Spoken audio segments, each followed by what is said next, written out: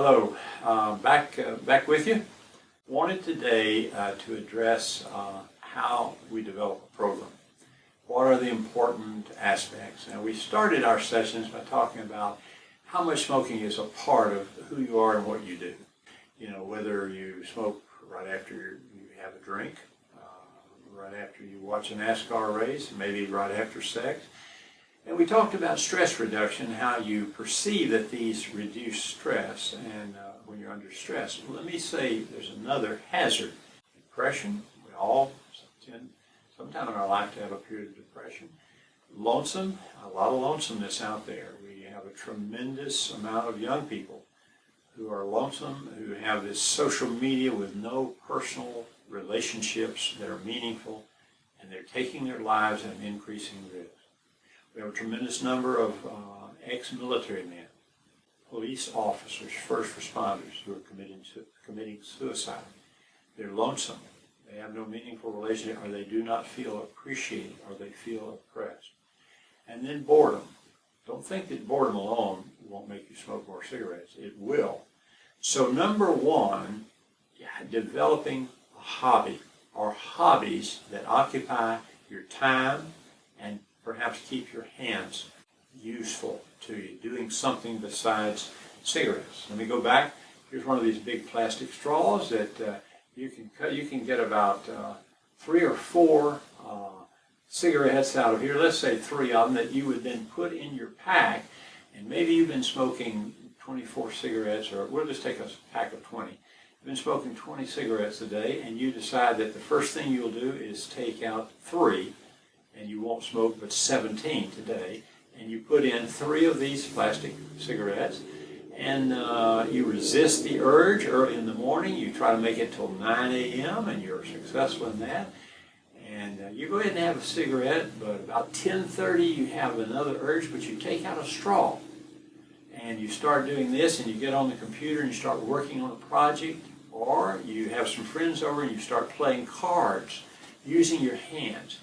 Shuffling and playing cards, keeping your hands busy, working on a model, buying a simple model, a model airplane, a boat, or something, and start the tedious construction of that. And you'd be surprised how when your mind and your hands are engaged doing something, time will pass.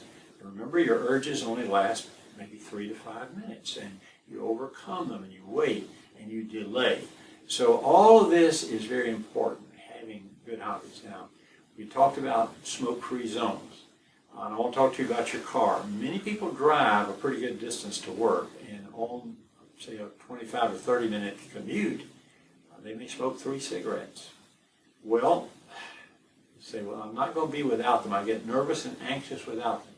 Well, what if you had to get in traffic and had that 25, 30-minute drive, but you had put your cigarettes in the trunk of your car and locked your trunk?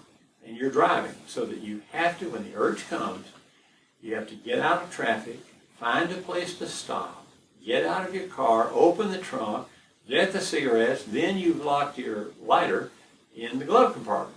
And you have to go unlock that. Well, by then, some 3 or 4 minutes are gone, and you've got a psychological urge, but that physiologic urge, that nicotine fluctuation may have passed.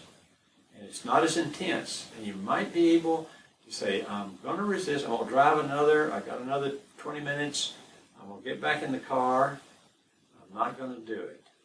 I'm not going to smoke. So just that, maybe. We had a gentleman we were helping one time, and Joe was a very good patient, and he had developed some hobbies. He cleaned out his garage, he cleaned his attic out, he was doing some woodworking, which was great, occupying his time. And finally he moved. He built a new home and moved.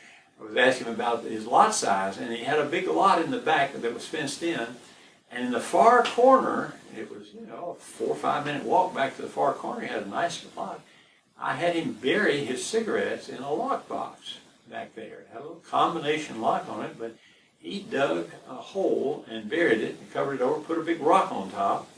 And anytime he got home from work, he couldn't smoke at work, but when he got home, he would start smoking and smoke fairly heavily till bedtime. He stopped, and you'd have to go back there and dig that lockbox up. And I told him, what you're doing that whole time is resisting the urge, leaving that box in there, so on. And over a period of a week after he moved in, he was virtually a non-smoker. Now, he'd been decreasing his numbers.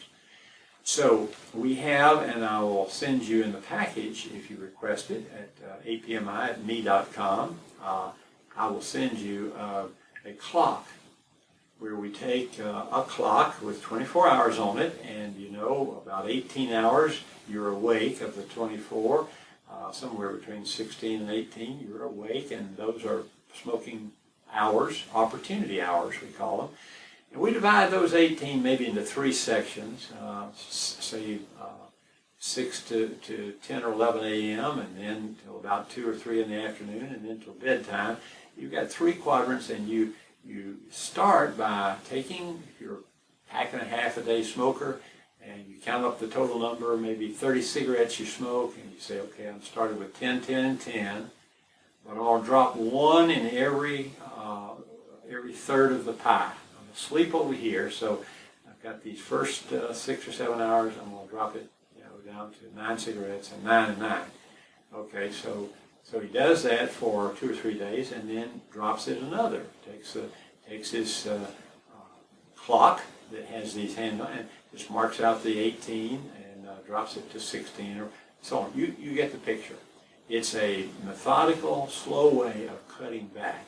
Now, during that cutting back time, you may want to have some nicotine replacement therapy, so that when you get down and your nicotine level gets low enough and you're down to just a few cigarettes, 2 or 3 here, 2 or 3 here, and 2 or 3 here, so maybe you're down from 28 or 30 cigarettes to 6 to 8 a day, then you may want to start a nicotine replacement therapy like a lozenge or a little spray under the tongue or patch, decreasing patch size.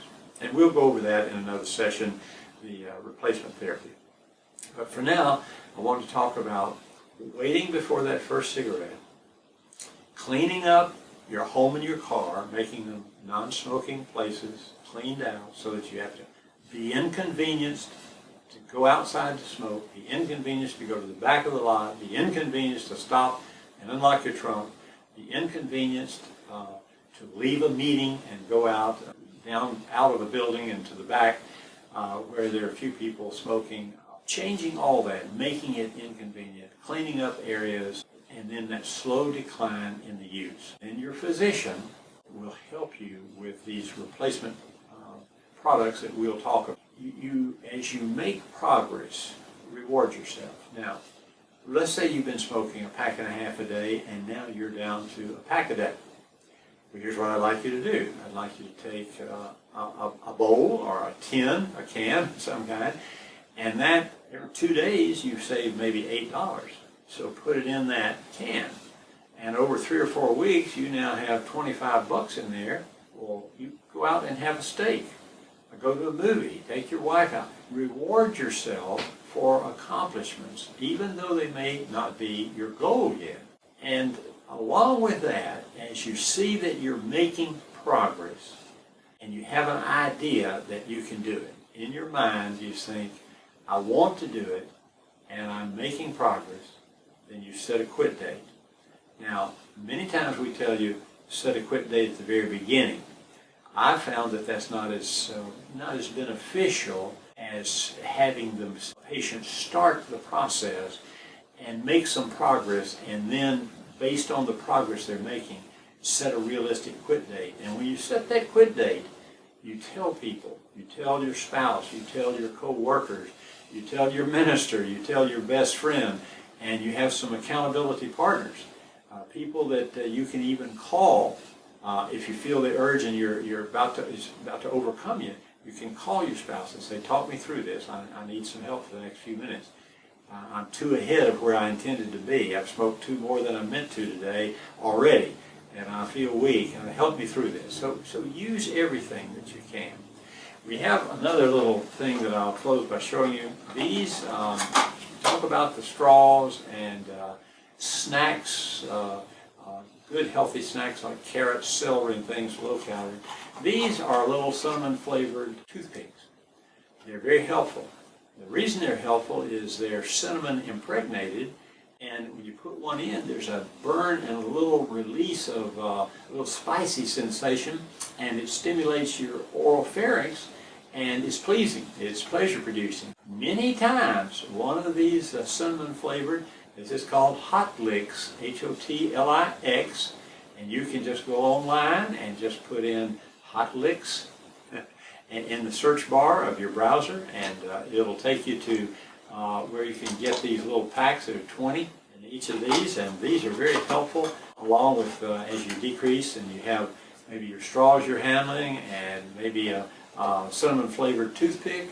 You've got a deck of cards that work, so you can, and maybe you'll take your Bible to work with you, and when you have the urge, you just pick up and read the Psalms. Read a couple of Psalms where David is asking for help. He's under duress in a lot of the Psalms, and he asks the Lord to help him. So you may use your spiritual strength to help you also. Use everything you can. You will be successful, and we will help you. So until next time, from the American Pulmonary Medicine Institute, this is Dr. Sutton saying thank you, and here's to your good health.